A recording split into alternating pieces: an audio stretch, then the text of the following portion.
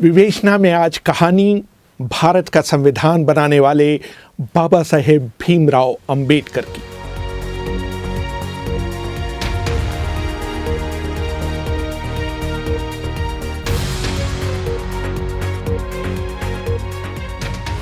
अभिवादन स्वीकार करिए रेहान फजल का। दिलचस्प बात यह है कि भारत की दो महान शख्सियतों भीमराव अंबेडकर और महात्मा गांधी के बीच कभी नहीं बनी। दोनों महान व्यक्तियों के बीच कई मुलाकातें हुई, लेकिन वो अपने मतभेदों को कभी नहीं पाट पाए। आज़ादी से 2 दशक पहले अंबेडकर ने अपने आप को अपने अनुयायियों के साथ स्वतंत्रता आंदोलन से अलग थलग कर लिया था। अछूतों के प्रति गांधी के अनुराग और उनकी तरफ से बोलने के उनके दावे को अंबेडकर एक जोड़ तोड़ की रणनीति मानते थे। जब 14 अगस्त 1931 को गांधी से उनकी मुलाकात हुई थी, तो गांधी ने उनसे कहा था, मैं अछूतों की समस्याओं के बारे में तब से सोच रहा हूं जब आप पैदा भी नहीं हुए थे। मुझे ताज्जुब है कि इसके बावजूद आप मुझे उनका हितैषी नहीं मानते। धनंजय कीर अंबेडकर की जीवनी doctor Ambedkar life and mission में लिखते हैं। अंबेडकर ने गांधी से कहा, अगर आप अछूतों के खैरख्वाह होते तो आपने कांग्रेस का सदस्य होने के लिए खादी पहनने की शर्त के बजाय अस्पृश्यता निवारण को पहली शर्त बनाया होता। किसी भी व्यक्ति को जिसने अपने घर में कम से कम एक अछूत व्यक्ति या महिला को नौकरी नहीं दी हो, या उसने एक अछूत व्यक्ति के पालन पोषण का बीड़ा न उठाया हो, या उसने कम से कम सप्ताह में एक बार किसी अछूत व्यक्ति के साथ खाना न खाया हो, तो उसे कांग्रेस का सदस्य बनने की अनुमति नहीं दी जानी चाहिए थी। आपने कभी भी किसी जिला कांग्रेस पार्टी के अध्यक्ष को पार्टी से निष्कासित नहीं किया जो मंदिरों में अछूतों के प्रवेश का विरोध करते देखा गया हो। 26 फरवरी 1955 में जब बीबीसी ने अंबेडकर से गांधी के बारे में उनकी राय जाननी चाहिए, तो उन्होंने साफ शब्दों में कहा, I feel quite surprised at the interest which the outside world, Western world particularly, seems to be taking in Mr. Gandhi. I cannot understand that. So far as India is concerned, he was, in my judgment, an episode. Ambedkar कह रहे थे, मुझे इस बात पर काफी हैरानी होती है कि पश्चिम गांधी में इतनी दिलचस्पी क्यों लेता है। जहां तक भारत की बात है, वो देश के इतिहास का एक हिस्सा भर हैं, कोई युग निर्माण करने वाले नहीं। गांधी की यादें इस देश के लोगों के जहन से जा चुकी हैं। अंबेडकर अपने ज़माने में भारत के संभवतः सबसे पढ़े लिखे व्यक्ति थे। उन्होंने मुंबई के मशहूर एल्फिंस्टन कॉलेज से बीए की डिग्री ली थी।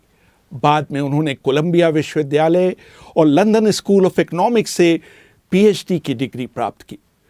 शुरू से ही वो पढ़ने, बागवानी करने और कुत्ते पालने के शौकीन थे। उस जमाने में उनके पास देश में किताबों का संभवतः सबसे बेहतरीन संग्रह था। मशहूर किताब इनसाइड एशिया के लेखक जॉन गुंथर ने लिखा है कि जब 1938 में मेरी राजगृह में अंबेडकर से मुलाकात हुई थी, तो उनके पास 8000 किताबें थी। उनकी मृत्यु तक ये संख्या बढ़कर 35,000 हो चुकी थी। बाबा साहेब अंबेडकर के निकट सहयोगी रहे शंकरानंद शास्त्री अपनी किताब my experiences and memories of doctor Baba Saheb Ambedkar में लिखते हैं, मैं रविवार 20 दिसंबर 1944 को दोपहर 1 बजे अंबेडकर से मिलने उनके घर गया। उन्होंने मुझे अपने साथ जामा मस्जिद इलाके में चलने के लिए कहा। वो इन दिनों पुरानी किताबें खरीदने का अड्डा हुआ करता था। मैंने उनसे कहने की कोशिश की कि दिन के खाने का समय हो रहा है, लेकिन उन पर इसका कोई असर नहीं हुआ। जामा मस्जिद में होने की खबर चारों तरफ फैल गई और लोग उनके चारों ओर इकट्ठा होने लगे। इस भीड़ में भी उन्होंने विभिन्न विषयों पर करीब 2 दर्जन किताबें खरीदी। वो अपनी किताबें किसी को भी पढ़ने के लिए उधार नहीं देते थे।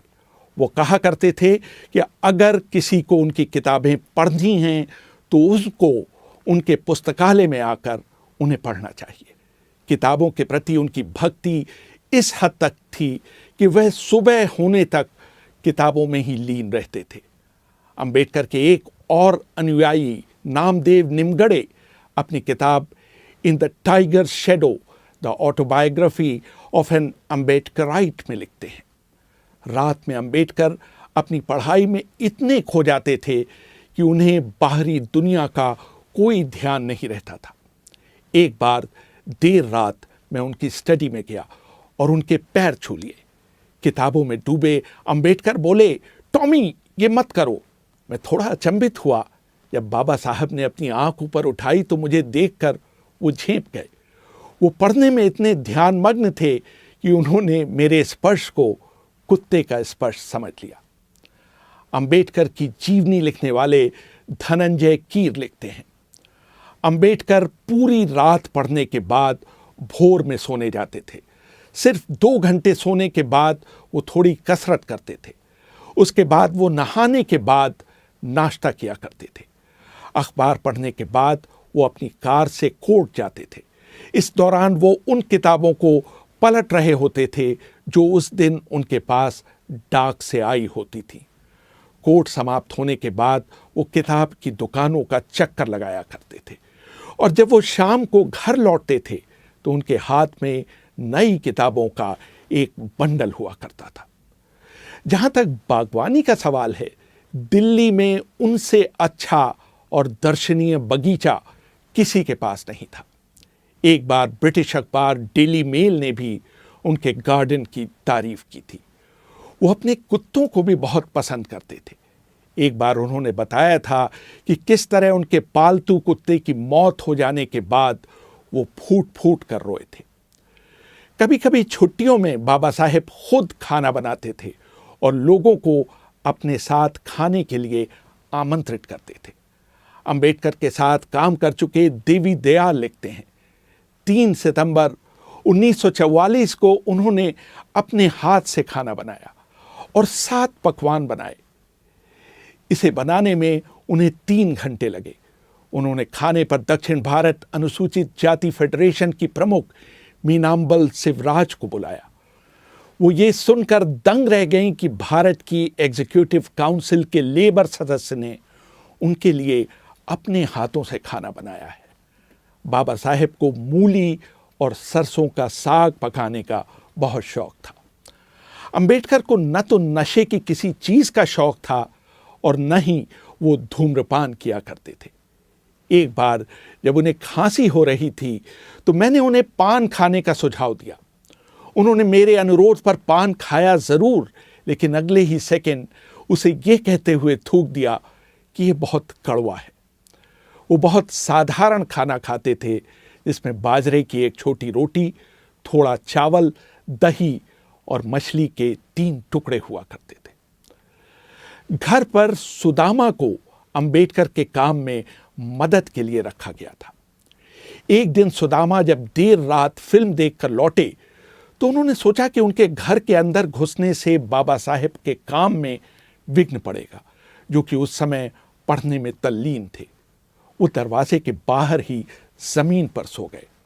आधी रात के बाद जब अंबेडकर ताज़ी हवा लेने बाहर निकले तो उन्होंने दरवाजे के बाहर सुदामा को सोते हुए पाया। वो बिना आवाज किए अंदर चले गए। जब अगले दिन सुबह सुदामा की नींद खुली तो उन्होंने पाया कि बाबा साहेब ने उनके ऊपर अपना ओवरकोट डाल दिया है। 31 मार्च 1950 को मशहूर उद्योगपति घनश्याम दास बिड़ला के बड़े भाई जुगल किशोर बिड़ला अंबेडकर से मिलने उनके निवास स्थान पर आए। कुछ दिनों पहले बाबा साहेब ने मद्रास में पेरियार की उपस्थिति में हजारों लोगों के सामने भगवद गीता की आलोचना की थी। बाबा साहेब के सहयोगी रहे शंकरानंद शास्त्री अपनी किताब my experiences and memories of doctor Baba Saheb Ambedkar में लिखते हैं। बिड़ला ने उनसे सवाल किया कि आपने गीता की आलोचना क्यों की, जो कि हिंदुओं की सबसे बड़ी धार्मिक किताब है। उनको इसकी आलोचना करने के बजाय हिंदू धर्म को मजबूत करना चाहिए था। जहां तक छुआछूत को दूर करने की बात है तो वो इसके लिए 10 लाख रुपए देने के लिए तैयार हैं। इसका जवाब देते हुए अंबेडकर ने कहा था, मैं अपने आप को किसी को बेचने के लिए नहीं पैदा हुआ हूं। मैंने गीता की इसलिए आलोचना की थी क्योंकि इसमें समाज को बांटने की शिक्षा दी गई है। बाबा साहेब मौज मस्ती के लिए कभी बाहर नहीं जाते थे।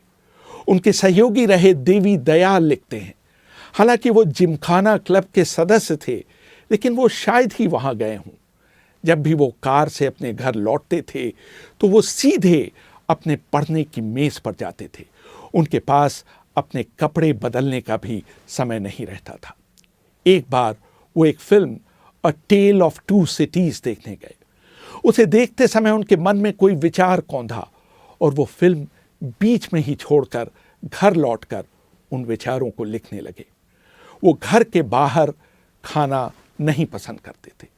जब भी कोई उन्हें बाहर खाने पर ले जाना चाहता था तो उनका जवाब होता था, अगर तुम्हें मुझे दावत ही देनी है तो मेरे लिए घर पर खाना ले आओ। मैं घर से बाहर जाने वाला नहीं। बाहर जाने, वापस आने और व्यर्थ की बातों में मेरे कम से कम 1 घंटा बर्बाद होगा। इस समय का इस्तेमाल मैं कुछ बेहतर काम के लिए करना चाहूँगा। अपने जीवन के अंतिम पड़ाव में बाबा साहेब ने वायलिन सीखना शुरू किया था। उनके सचिव रहे नानक चंद रत्तू अपनी किताब last few years of doctor Ambedkar में लिखते हैं, एक दिन मैंने उनके बंद कमरे में चुपके से झांक कर एक अद्भुत नज़ारा देखा था। बाबा साहेब दुनिया की चिंताओं से दूर अपने आप में मग्न कुर्सी पर बैठे वायलिन बजा रहे थे। मैंने जब ये बात घर में काम करने वाले लोगों को बताई तो सब ने बारी बारी से जाकर वो अद्भुत दृश्य देखा।